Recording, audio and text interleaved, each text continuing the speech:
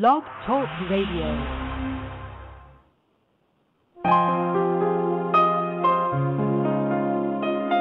Hello everyone, I'm Tommy Brewster, a musician from New Zealand, and I'm delighted to be here at ArtSees Diner, where they have been kind enough to feature me and play my music for quite a long while now.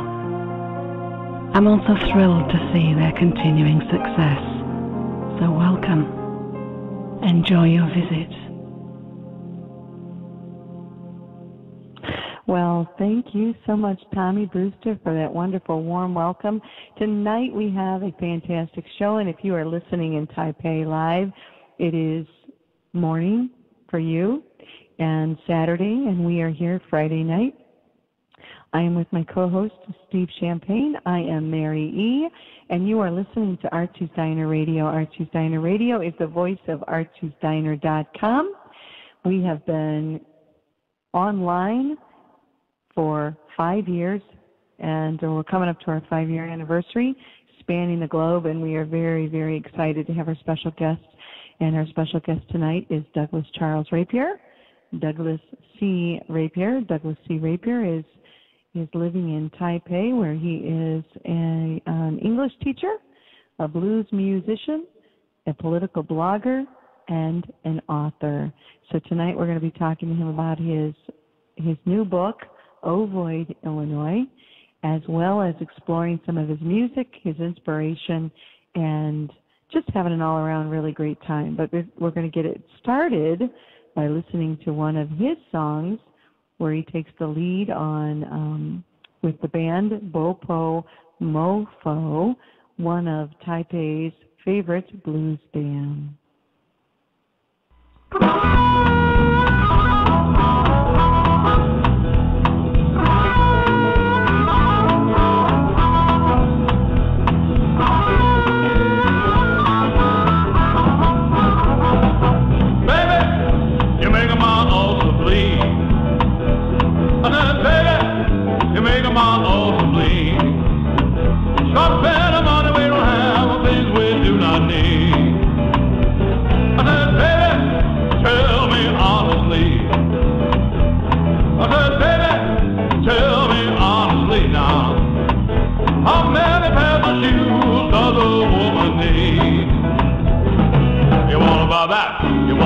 This. You saw it on the TV and you couldn't resist.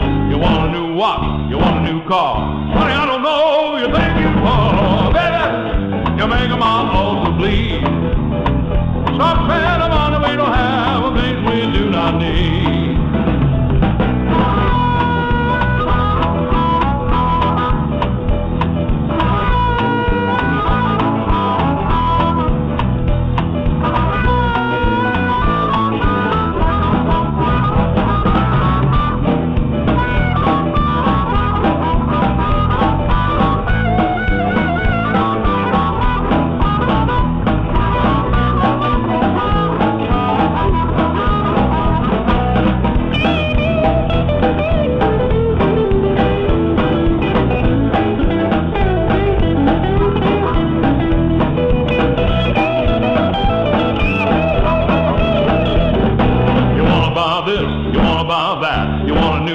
That'll match your hat. You want some of those, you want some of these. Did your mama tell you money grows on trees? Baby, you're making my ulcer bleed.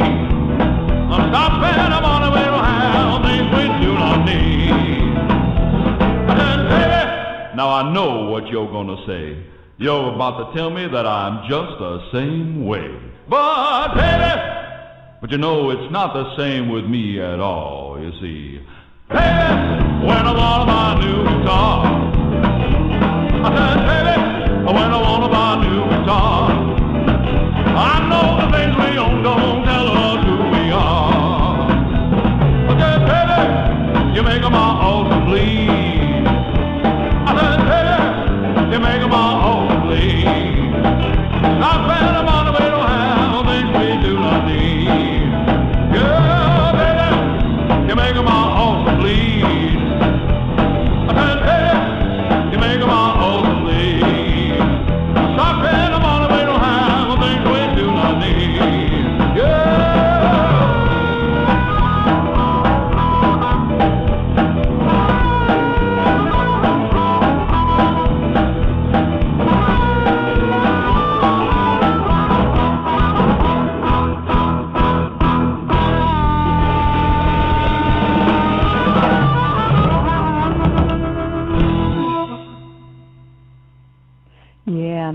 Ulcer Bleed, and that was featuring vocalist Douglas the Chef Rapier. And it's a good thing they make Prilosec. I'm going to bring Douglas C on the radio right now. Hey, Doug. Hello. Can you hear me? Hi there. How are you? I'm good, can hear thanks. you very well. Good. Good. Well, I'm here with Steve, and Steve and I are going to be talking with you for the next, Hi, Steve. 50 minutes or so. Hi, Doug. Oh. Oh, hang on. I don't have my... No, he's muted still. So. Yeah, I didn't even have my mic on. Sorry. It's always something. I try to silence him. Yeah, there is. Anyway, well, welcome aboard. This is really exciting. It's kind of, technology still amazes me even after we've had this for a while. So this is very exciting. We just played one of your songs. So yeah, I heard it. Yeah. Making My Ulcer Bleed. It's the first time I've heard it. Now, Oh, okay. Did you did you write the lyrics to that? Is that your song? Yeah, I wrote the whole song. Yeah, and the arrangement. Cool. Yeah, for my band Bubble Mofo. Now, I've already kind of gave a little bit of a lead in, and so Doug is not only an author of the book that we're going to talk about, Ovoid Illinois, but he is also a very accomplished musician, a teacher, political activist, blogger, writer. You just it's in the genes, isn't it? You get around, but you definitely. Anyway, I think so we're pretty really. We did. Even with after reading chapter 5 and realizing, how some of the background in our childhood, and after, Steve read chapter 5 and I reread chapter 5 because it's been some time since I read the work, and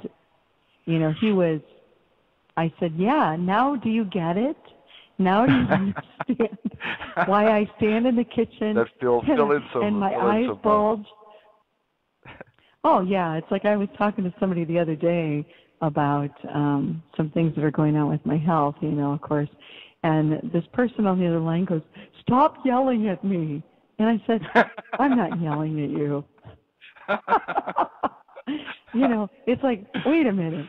And so, it's also kind of funny because my daughters, at different times that I've been coaching or whatever, my daughters have had to tell other people that they know, you just don't understand my mom. She thinks with her face. She thinks unfortunately, with her my face. Yeah, in other words, if I'm thinking, it shows on my face whether I'm mad or not. It's like this intensity, and it's from watching our parents. I mean, what can we say? So anyway, so I'm very, very glad that you're here. So moving onward. Yeah, enough about you, man. Well, it's not about just me. It's about the family. Oh, okay. Well, I'm glad you liked the chapter. So, yeah, I did. And it was especially wonderful because, knowing the characters so well that I see it. But the beautiful thing in your writing is that, it was easy for me to see and understand because although I wasn't born yet when you were, living through that, I know. Yeah, that's the scene. Just to let everyone know, I think that's the scene when we were walking up and down the railroad tracks, right, and collecting coal and seed and feed corn, right? Right. Is that the chapter? Huh? It's been a while since I've actually read it. That's kind of. Well, and it's and also that how tragic that chapter ends, and it motivated me to. I actually just recorded Wildflower. That song has always been very important to me because of Mom and because of what we've gone through. So it was like, wow, I'm just reacquainting myself with that with such intensity. So anyway, I'm gonna pass over to Steve because Steve has a fresh insight, not knowing the family as intimately. So go ahead, Steve. Well, I've read 16 chapters, all of them tonight. So I'm at the moment where I'm like really looking forward to learning who gets to play Billy Bigelow, where it's to be announced still, and I'm thinking, okay, what time am I going to go to bed tonight when I finally get to figure out whether the original music director prevails or this self-righteous woman who came into the picture. Yeah. I won't tell him. Don't tell him. Don't Please be a spoiler. No. I won't look at your face so that I don't know in advance. Yeah, don't read her face. Maybe that's a phenomenon that Paul McCartney had in mind when he wrote "I've Just Seen a Face." I mean, maybe there are other faces that talk in this world. Yeah, the windows of the soul. Well, anyway, that's right. Well, and so Sheryl Jean, you want to talk about Sheryl her? Jean. Well, up to the first 16 chapters, she's still not revealed very heavily as far as I'm concerned. It's still, she's just broken up with her high school boyfriend, has these plans to go on to University of Illinois, and there's something that I didn't completely grasp about a future with someone who, let's see, they kind of had a good time in Colorado. And then there's something about her getting back at him, but I'll have to go further to understand that fully. Yeah, it's a very protracted story about Sheryl Jean and Chris Cogswell is her later paramour. There we go. Yeah, I telegraphed that part of the story. Actually, that part of the story won't actually be mentioned until the third volume. The third volume of the Ovoid series. So. Mm-hmm. So you have to wait. Are the sales going pretty good, or are you starting to get some response from your book? Well, a little bit. I haven't really been paying attention about the book sales. I think my main motivation was just to it's kind of a bucket list thing. So I've always wanted to write a book, and to tell you a little bit about where the inspiration came from. It was from our dad, from Harold, and I remember really carrying this memory for years and years and years. And when Dad came up to me, and I don't know what the situation was, but he started telling me about a dream he had one night about this little town, and the way he described it, it was kind of like a cross between James Thurber and Dr. Seuss, and it was just about the little quirks and eccentricities of all these people who lived in this town, but because it was such a small community, and their experiences were so limited, they didn't realize how really strange and extraordinary they were. They just thought it was normal. Everything was just normal the way everyone actually perceives themselves. Everybody kind of thinks of themselves as normal, no matter how strange or extraordinary they are, until someone, of course, pumps them full of some other idea. But anyway, I was just thinking about this and thought about it, and the way he described it was just in passing, but almost the way he told me the story. But that ingrained itself within me for so long, and it was such a brief but very vivid imagery that when I got around to where I actually had some time to sit down and to write, and after I'd done some screenplays and things like that, shorter pieces, I figured I better jump in now, or I'm not going to have and how it is, but do it now, grab the day. So then that was kind of the starting point, and the other thing was what to do with this, one idea of the small town, And then one thing that's always I've never been able to kind of shake is my experiences in high school. I think it's pretty common for a lot of people, but and so I took the senior class play, the musical from 1968 when and my experiences in that and put those two ideas together. My father's idea of a quirky small town and my idea of my wanting to purge myself of the memories of my high school experience. And that was the beginning of the book. Well, yeah. Well, I think just in listening to you talk about Dad and the dream, I can't help but feel that what you're describing, the ovoid, is actually our family. We have this incredible group of people that are very diverse but very, very much the same at the same time. And talk about individual and unique, but at the same time, each one of us is thinking, well, everybody's like us until we find out otherwise. Yeah. And then all of a sudden it's like, oh, you mean every family isn't like this? Isn't like this? And it's kind of we go through a shock. Well, one of the things is that I discovered, I don't know if you remember this, but it was many, many years ago, and it was Mom was actually Mom was at death's door, and you and I went out. Do you remember that? And I remember getting into a very in-depth discussion with you about your high school sweetheart. And, we didn't do drunk dialing. Thank God we did not have cell phones. we didn't do that. But I learned a lot from you that night. With in observing you and Marty, has really, really helped me understand what it is to be the firstborn, whether you were the firstborn girl or the firstborn male.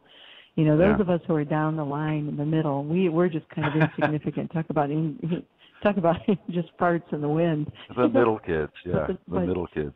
The middle kids, we're just lost. I spent the majority of my life invisible. The pressure was off for you middle kids, I think. Exactly. Yeah, I don't know if this is. No, go ahead. Well, I was just going to say anyway, it's the time delay, the delay, being on the other side of the world. That's it's kind of making a strange delay here. But I always thought of myself, even though I was the oldest in the family, I always figured that Marty could handle it.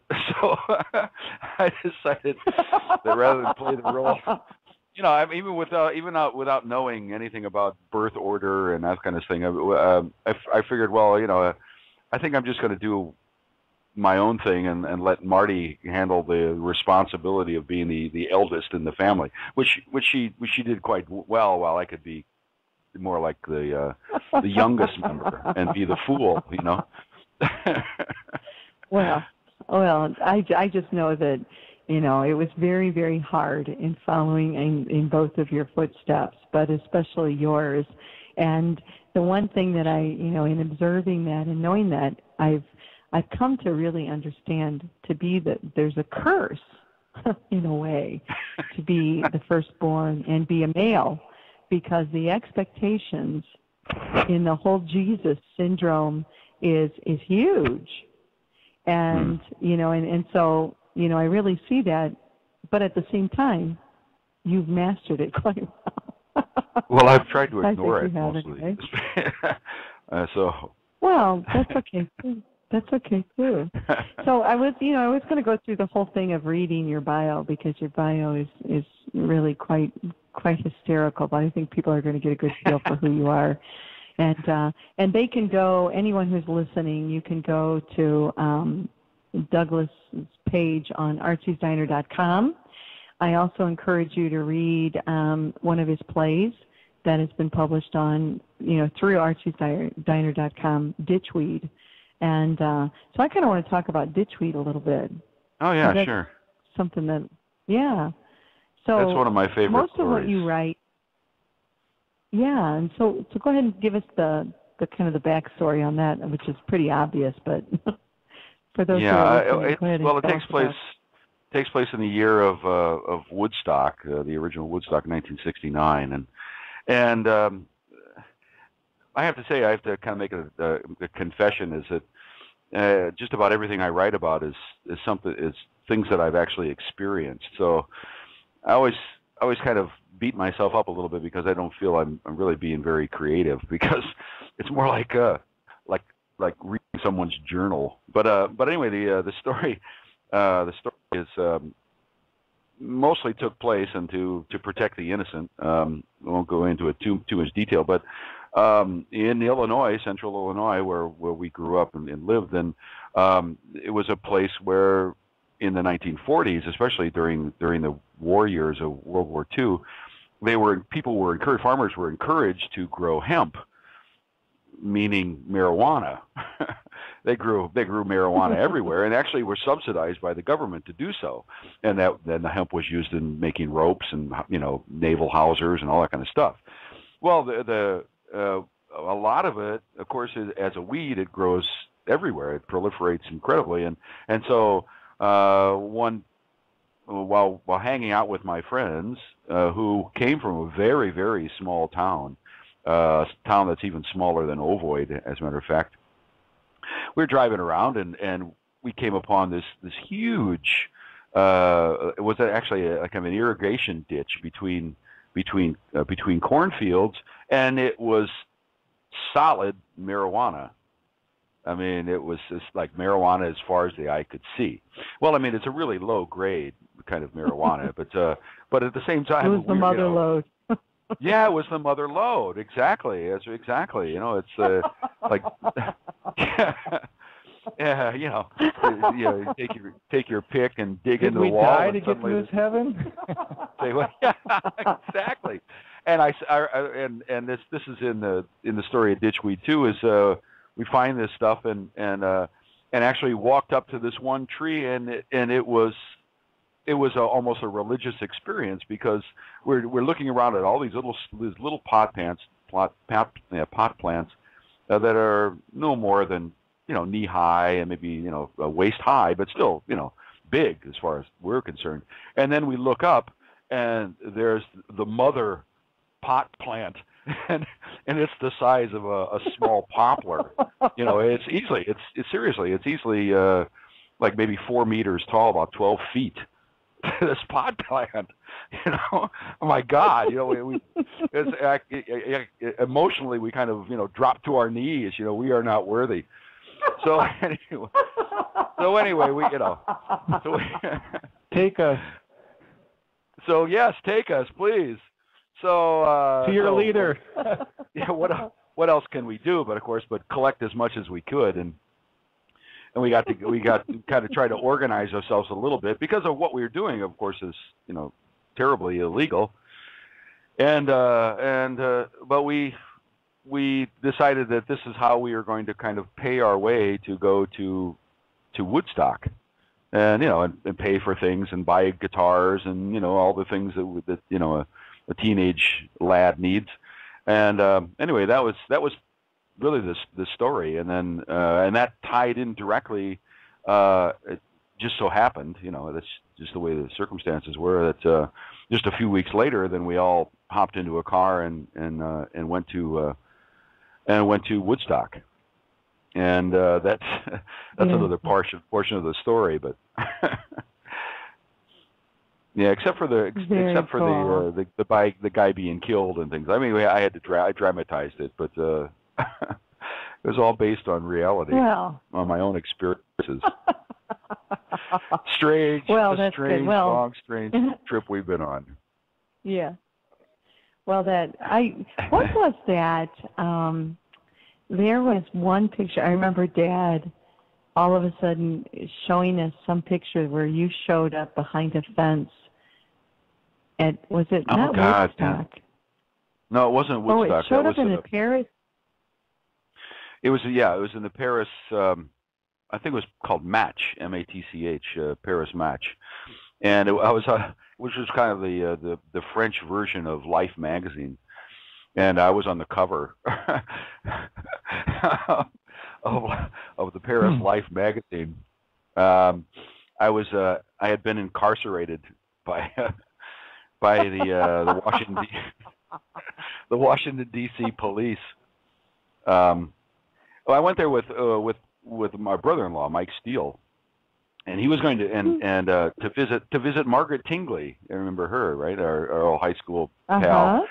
Yeah, so she'd moved to Washington D.C. and we were going to go visit her. Well, the confluence of events at that same weekend, there was planned to be this huge demonstration against the war in Vietnam.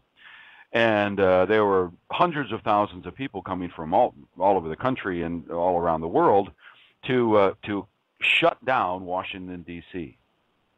And of course they had actively made this announcement that they were going to actually shut down the Capitol. And so who was in? I think was it Johnson? I think it must have been Johnson. Or no, it was Nixon. Yeah, Nixon. Well, sorry, it was Nixon. Anyway, Nixon called out the National Guard, and so when we got to Washington D.C. and we got a ride to Washington D.C. with members of the Daily Illini staff, and Mike Steele was at that time going to school at Champaign at the U of I, and he was a freelance staff photographer, and a photographer for them. So we got a free ride to Washington D.C., but he was obligated to go around and actually take some photos. So we visited with Margaret for a couple of hours, and then went out into the street. And this was May Day, and like I said, there were hundreds of thousands of people in the streets, and there were tanks and armored personnel carriers and all this stuff on the mall, and it just so happens we were walking along, and we were trying to keep out of trouble actually, but Mike was taking photos, and what happened is we were kind of walking along the street, and there were these two men. They were kind of middle-aged guys, like a businessman and a working class guy seemed to be, as I remember it, and they were in a very active argument about what was going on that day, the shutting down and the Vietnam War and blah blah blah and all this stuff, and as they got louder and louder, a larger and larger group of young people like us gathered around to listen to them, because here are some older, people of the older generation who were arguing this in public, and then as the crowd got larger and larger, then it also got the attention of the police who encircled us and let the two older guys get away, but then herded all of us into police buses, and took us down to the practice field for near what is now called the RFK Stadium, practice field of the Washington Redskins, and they dumped us into this big field, this big football field, and it was a cold and blustery day. And anyway, that's how I got my picture. Someone took a photo, and I just happened to be standing near the fence. Wow. Now, is there any way is that photo still available anywhere? I don't know. Or do you have a copy of it? So I actually got a copy of it. How I got it, I don't recall, but someone brought me a copy of that magazine, and somewhere in all the boxes that I have in storage, somewhere it's there. It might be in that big chest, huh? Yeah, it was kind of interesting. Well, very cool. Very cool. Well, I think that you should. I definitely do believe that your experiences, you've always been, kind of this fascination of mine anyway. I don't know about anybody else's, but, this you've gotten to go, you've been to many places and have experienced many things, and have always appeared to be rather fearless. And I think that's those stories I don't think you need to worry about making anything up, because there's nobody out there, or very, very few people who could make up what you just shared. So people who make up stories have nothing to share. You know, so I think that we need a modern day Washington.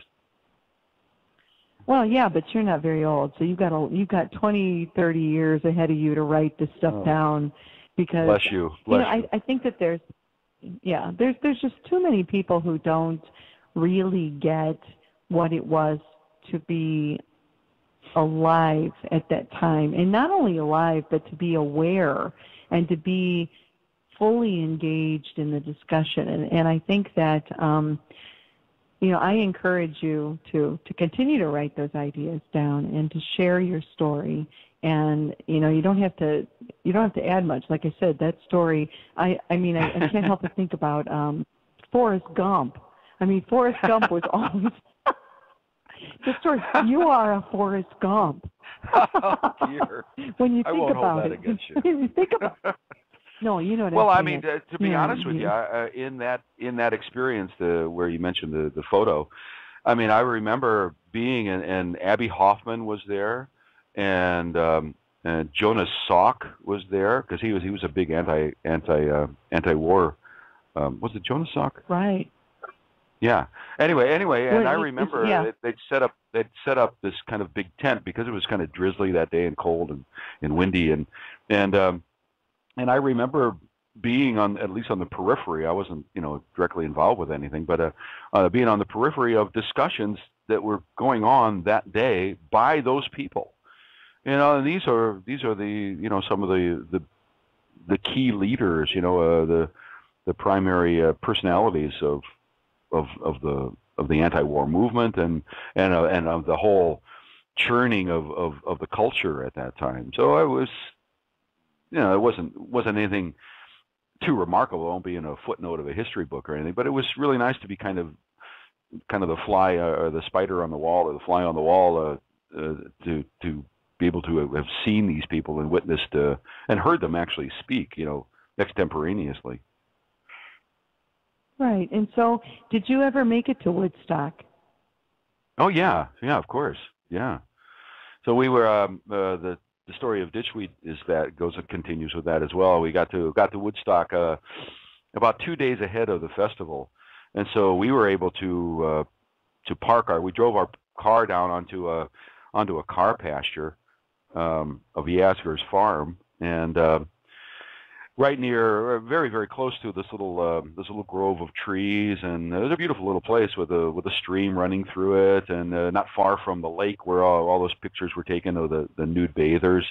And we were about, I'd say 150 yards from the stage, but we were on the other side of the road, so we were kind of behind the stage and the staging area. And we got there and went into, and by the time we got there and set up our tents, traffic was chock-a-block. I mean, it wasn't moving anymore. So we walked back into town to get some food. Luckily, we got a little bit because it was sold out. It was a very, very small town. But yeah, and so we were there. We were there for how many days? I think we were there for 6 days because we couldn't get out. And with all the rain and everything, then trying to drive up the embankment from the cow pasture up to the road was basically impossible to do without a four-wheel drive vehicle, of course, which we did not have. So we were more or less, we were trapped there. But it was it was a marvelous experience. Crazy as hell, but fun. You had enough of the mother lode that it didn't matter. Well, we did have some of that. Yeah, we didn't carry much of it with us because we didn't want to get busted. But exactly. Yeah, strangely enough, we actually met up with our friends. I mean, we're talk about 500,000 people, and yet we actually did meet up with Vicki Windmiller. We made how she found us, I don't know. Vicki Windmiller and Jackie Lovell both found us and found our little group. And we spent the next few days, enjoying the music and trying to stay dry and be fed, Well, and these are stories that are exceptional, and we don't. There's very few that actually get to experience as much as you did in that time frame, and it's so definitely share the story. And I think that is so much of what you went through. Is that been a major contributing force, because you're quite a political activist? I mean, anybody who, I attempted to post, I ran out of room, but I want people to be able to understand that. Well, no, as I was posting your various links, because you're quite diverse and very involved, and so you definitely, and your approach to sharing your view of the world. And especially, kind of you're very bipartisan. Let me just put I think you are anyway. Okay. And so, no, you are. And I think that's good. I think that we need to have a very balanced approach to understanding the world. And so for those of you who are listening, whether tonight live or as the show is made available in the archives, definitely look up Douglas's. Now, what is the name of your blog? Well, I haven't been actually posting to it recently, but what is it called? You stumped me. Is it still Lexus? Lexus? Yeah, Lexus, Nexus, and Solar Plexus. Thanks very much. Thanks for the hint. Okay. Yeah, Lexus, Nexus, and Solar Plexus. Yeah. Well, I started writing that because I'm kind of by myself over here in Taiwan, and without too many people to discuss politics with, and so as during the George Bush years and Dick Cheney years, then I just had to vent more than anything, and do a bit of ranting about what I thought was going on. I kind of to tie this in with earlier experiences. I really felt I was more or less doing what Dad did what Harold did when he was writing to the voice of the people, or when we were standing in the kitchen at 2:00 in the morning, and yelling our views at each other.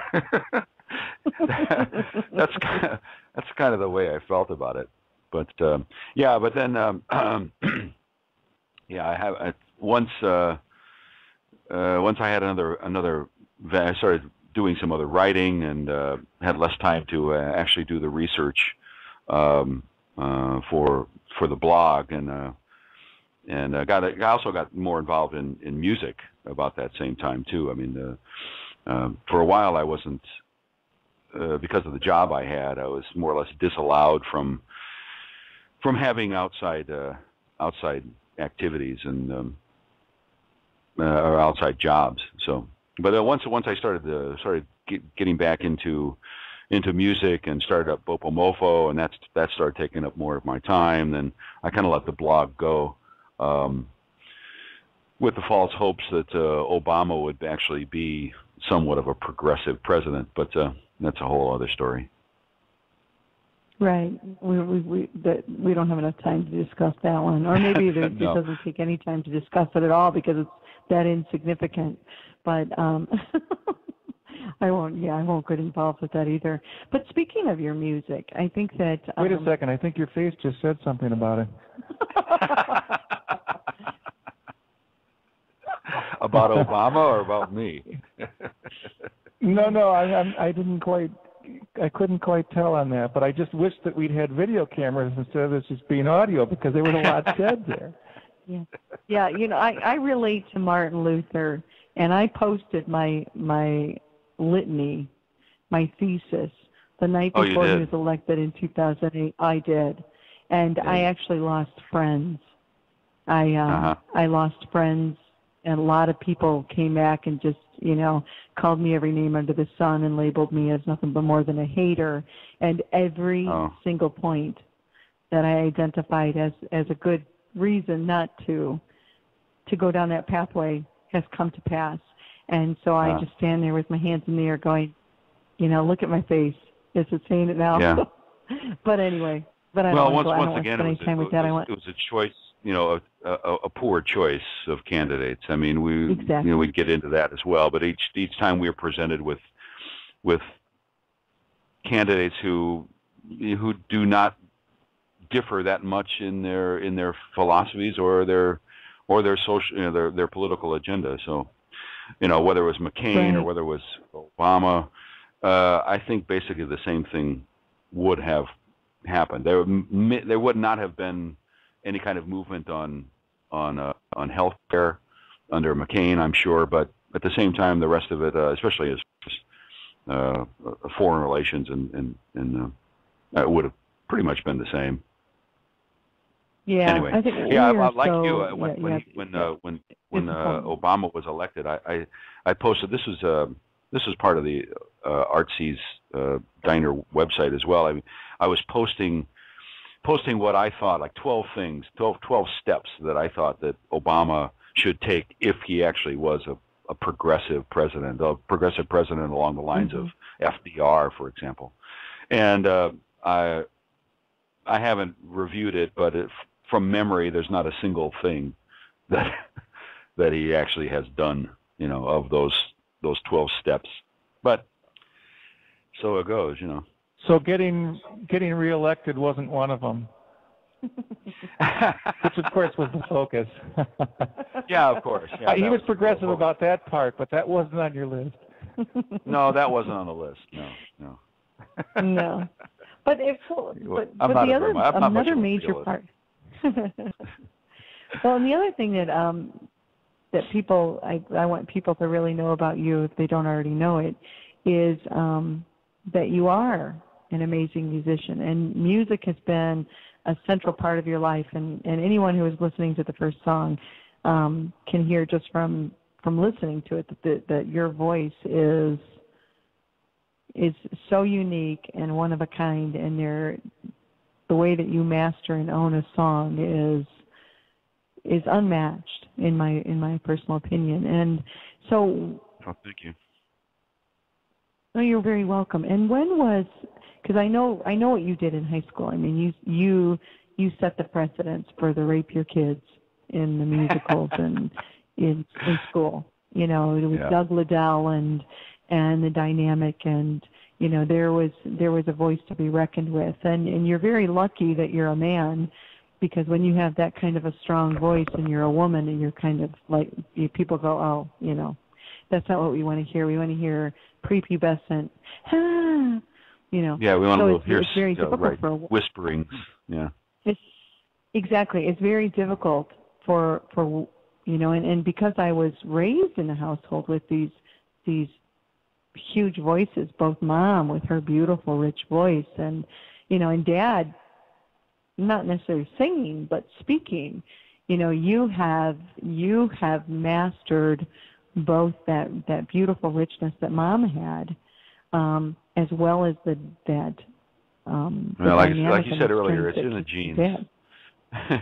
It is. It's in the genes. And yeah, so, it's I feel that in a way that I was really blessed because to make an analogy, as a child I was given a Stradivarius. So you know what I mean? I mean, I had there was no decision making in having a voice like this. It's just, here you go. Now what are you going to do with it?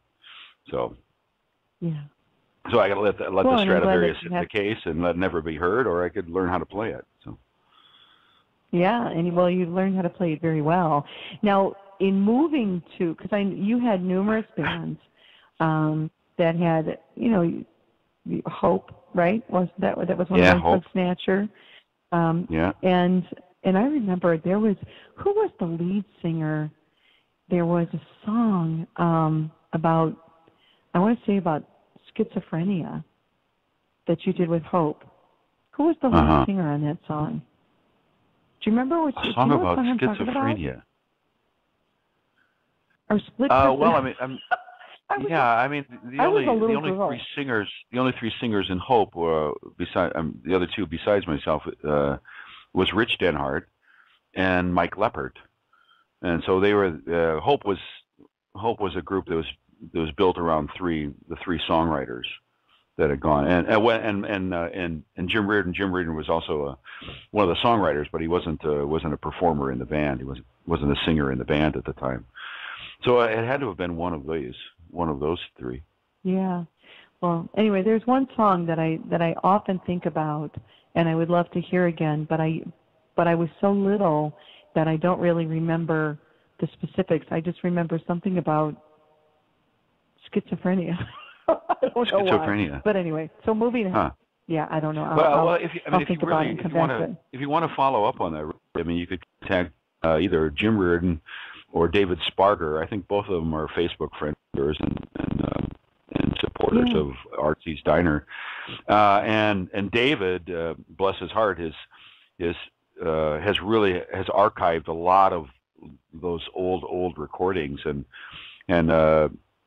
rescued them from decaying acetate and put them in the digital form. So wow. So you could he probably would have it. Yeah, maybe we should do a show where we go back and revisit some of your past lives. I think that would be musically. I would love to. Yeah. I would love to really explore that a little bit. I really would. Yeah. But in the meantime, you found your voice in the blues. Yep. You sing the blues like nothing I've really heard, and it's the way that you own the song is, and that's basically all I can use to really to express to our audience that you own the songs so much so that they are, and your voice represents it in a way that is unmatched. So how did you move into the blues? And that happened when you moved to Taipei, right? Oh, well, I started the blues band, Bobo Mofo, and, of course, about 10 years after I got to Taipei. But how I got into the blues was basically how a lot of people did back during that time, the early 60s, is by listening to bands from England, ironically as that might be. But like the Animals, the Yardbirds, the Rolling Stones especially, and all those bands were based, and the Beatles to some extent, a smaller extent, were based on the music that was coming out of Chess Records and OK Records here back in the United States. And I mean that's what really turned me on to the blues. And Mike Leppert, who I mentioned earlier, was very instrumental in that, if you pardon the pun. He because he had kind of copped on to the importance of the blues in modern music, about a year or so, or 2 years before I did. So for him he was kind of a mentor in a way, guiding us through things and playing blues music, real truly blues, Chicago blues music, introducing us to the Muddy Waters and the Howlin' Wolf and all those cats. But then and so I always loved the blues and always kind of infused my music as it does most pop music. Well, when I got here to Taiwan and kind of casting about for something to do musically, the only thing that was available was either straight ahead, this totally manufactured and overproduced Taiwan pop music or Hong Kong pop music or what they call Mando pop or J-pop, and this is before all the Korean stars. But and of course that wasn't satisfying at all because it was just more drivel as far as I was concerned. Drivel made a lot of money, but still not musically uninteresting to me. And there was a nascent jazz scene here, but it was kind of uninformed. There were some good players, but no one really knew what jazz was. They put everything as kind of a marketing label, but no one really knew what it was. And one thing that was really missing was that there was no blues. There was nobody playing blues. And so I kind of took it upon myself to kind of introduce blues to people, I was inspired. I did it on my own, but nothing is ever done by one sole person. But I was inspired by a guy, David Chun. His family's Taiwanese, but he was raised in Chillicothe, Ohio, and he came back and he started a group called the Muddy Basin Ramblers, and they did jug band and jug band music and stuff, like that, and a little bit of country blues as well. And I didn't get a chance to hear them, but just knowing that there was somebody out there who was willing to take the chance, the kind of the musical risk of putting a blues band together. So I decided, well, he can handle that, and I'll do Chicago blues, which is my first love anyway. So anyway, that's cool. how I got it. Yeah. Now you have your. I remember when you released Hell Froze Over, right? Yeah. Yeah. With Bofo Mofo. Okay. Do you have? Are there any other albums coming out, or? I'd like to say yes. We did some. Was it 3 years ago when we went to Japan and went to this little town called Utsunomiya, and there was we played in a club there called the Beat Club, which was also a working audio and digital studio. Really great studio, very cutting edge technology and stuff. But we recorded some basic tracks there, but they've just kind of sat unused for a while. Right now we're kind of trying to get money together, and we'll go into the studio and do some more recording, hopefully within the next year or so. Yeah, I hope so too. That's about the way it is right there. Well, we definitely. But I'm also go ahead. Yeah. Oh no, you go.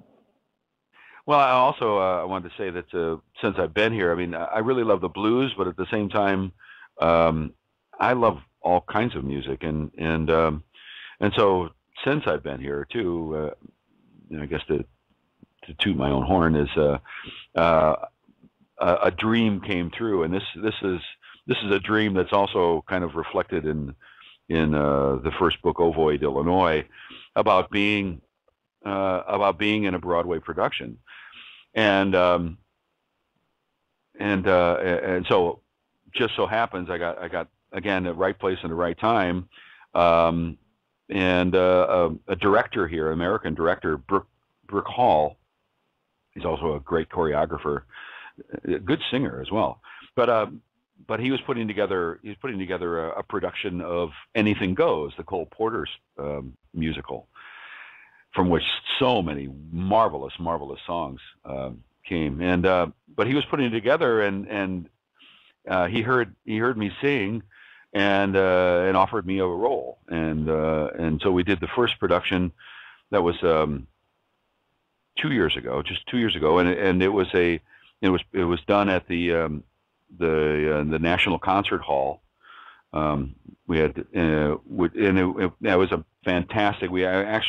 He brought in the people from the United States, true Broadway performers, and who are still my friends, Jeremy Benton for one, and it was just that we were tap dancing and singing. It was a full-blown Broadway musical, and Cole Porter, you can't get much better than that.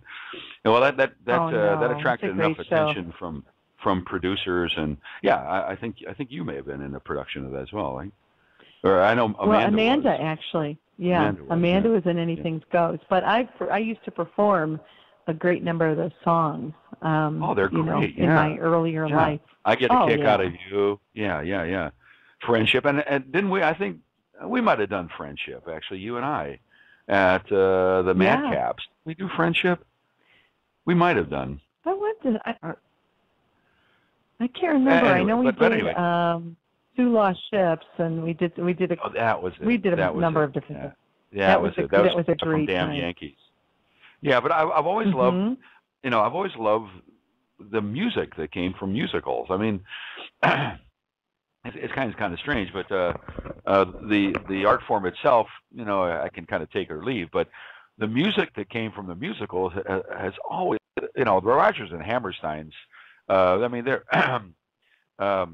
the melodies, Never Walk Alone. All these things. I just think just thinking about that song, I get goosebumps. You know, it's just marvelous songs. Right. And so I had the chance to do it, and then the first production got enough attention from promoters and producers that it went back into production the following year, and this time there was actually even more money, and so they brought even more Broadway performers to fill the main roles, and I was again lucky enough to able to to do my part again of Eli Whitney in the show, and this time with the National Convention Center in Taiwan.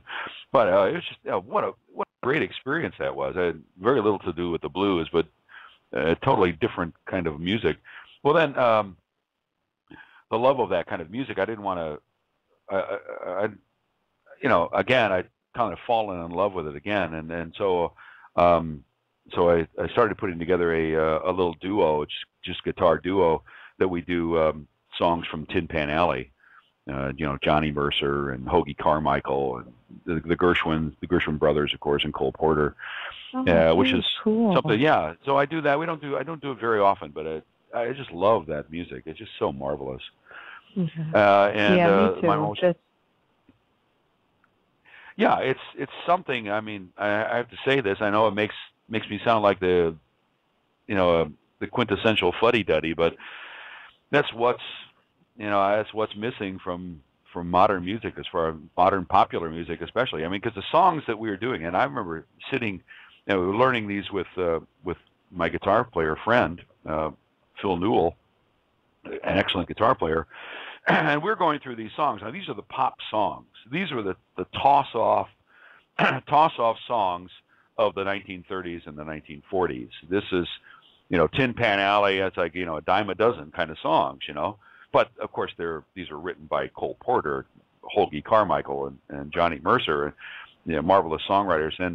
And we're going through these songs, and as we're playing them, we are amazed at the harmonic and melodic complexity of these songs. Excuse me.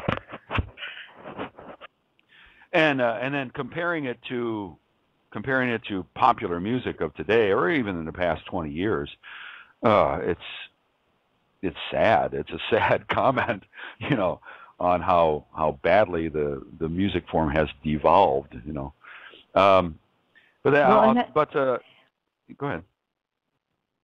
No, I was just going to say that, I've said this numerous times to Steve, is that there is this entire generation that is being denied music that speaks to them and energizes them. And I do believe that there is a great need and hunger for exactly what you're talking about. And unfortunately, anybody that's over a certain age is not getting what they want anymore. Yeah. I mean, all of those, let's face it, all the musicians who did that music originally, they're gone. And so who's going to fill in that void? So I'm glad to hear that, that you're doing that. Well, people have to look for it. I mean, because I remember hearing, again, I remember listening to the radio and Dad walking in and saying, "Good Lord, how can you listen to that stuff? There's no melody, there's no harmony. The rhythm stays the same all the time. It doesn't change. You ought to be listening to this stuff. And he'd try to turn me on to Hoagie Carmichael or something like that. And so I mean, you have to, whoever it is. I mean, you have, no matter what we're talking about, whether it's music or art or social or politics or anything. I mean, you have to go looking for that stuff. You have to be motivated enough. It doesn't really come down to intelligence, I think. It's just you have to be motivated enough to go out and look for it. But what precedes that is that you have to be aware that there is something else out there, And there's been a lot of talk especially about in the United, about Americans, about being oblivious of their own history. Well, I mean, that goes for most people. And to tie it back into Ovoid is everybody thinks that this is the way it is and this is the way it always has been. And, what is there? There's no way you can change it. There's nothing to change it to. Of course, that's not the truth. Otherwise, there would have been no progression at all in society. The woman would not have the vote. We would all be serfs living under a feudal lord or living in caves or something. You know what I mean? So, I mean, there's always a better way to do with things, and there's always something else to learn, and there's always a different way of approaching a problem or something. Like I said, some other way of some other kind of music to learn or some other kind of music to listen to. I don't know. It's and speaking in broad generalizations there, but people have to. First of all, there has to be that nugget, and that's one thing I think was the most important thing that our mother and father, especially our dad, gave us as a gift. Gave us and that was the idea that you almost kind of sounds kind of Pollyanna maybe, but there's a better world. There's a different way of doing things. There's a better way of doing things, and not to be satisfied with how things are right now. Right. Well, Yeah. I think that I think you nailed it, and unfortunately we are out of time. And I would love to schedule again another chat where maybe we can focus on just the music. And I've put the link to your book so that people who are listening can obtain your book. It's available through Amazon on Kindle. And you have a couple of other. I wanted to make sure we get this in there. You do have some sequels. You have a sequel in the works, right? Yeah, I'm working on the third one right now. Okay, so has the second one been published? It hasn't been published yet. Okay. It has to. I've given it to some people to read so that I could avoid some of the little clerical errors. The typos I've made in the first book. Yeah, I ran into a couple of those because I published my first book, and I thought I went over it, and I thought it was perfect, and I actually got the actual copy in my hands, and I went, oops. So exactly. I had to quickly go in. So I went in and quickly fixed those, and so it happens, and even the best editors miss here and there. It does indeed. True enough. But yeah. Anyway, so if you want to do me a favor, you can read through mine. I'll send you the second one, and it's called Ovoid Diaspora, and you can read through that and let me know if any comments and make any corrections you might deem necessary. Definitely. Yeah. Okay. I'll turn Steve onto it too, because now that he's waiting to find out what happens with the rest of the story. Mm-hmm. Well, thanks so much for spending this time. This has been a wonderful hour, without always question. A pleasure to talk to you, Mary Beth. Steve, you didn't try to do much, but much. I understand that because Mary Beth and me, we don't give you much room to breathe, let alone speak. Well, that's okay, and right. And I came from a completely different family, so that's how I'll put it. Very good. But I did want to say one thing. When you got into the story of the discovery of the ditch, the first thing that popped into my mind, and I don't know if you remember what it looks like, but was the photograph that's on the cover of Led Zeppelin 4. So if you don't remember what that looks like, for a laugh, go look that up. I'll go look for it. And that photograph, in my mind, depicts how you guys were thinking about what needed to be done to leave that sacred site properly. Okay, so look that up, and you'll die laughing. I'll check it out, man. Thank you. I almost wonder if when that came out, but probably about 1971 or something like that. But yeah, that's a few. Anyway, years later. Good talking. Yeah, I'll check it. Yeah. All right, thanks, man. Okay, take care. All right, we'll talk to you much soon. love. Thank you so much. Great success, and we will talk again real soon. Alrighty. All right, love you. All right, bye-bye. I love you too. Well, bye-bye. Thank you. Well, my many listeners, that was Douglas, the chef. I call him lovingly the chef because when we first started ArtSeesDiner.com, he was one of the first people that jumped on board and said, yeah, this sounds really cool, and contributed not only his wisdom, but his writing excellence and music, and it is a great joy to bring to you from Taipei, Douglas C. Rapier, the author of Ovoid, Illinois. I encourage you to go to the link that is available in the description of tonight's show, and definitely you can also find out more about Douglas C. Rapier at ArtSeesDiner.com. And have a great night. Thank you so much for joining us. And again, thank you to Douglas. And this is ArtSees Diner Radio signing off. Good night.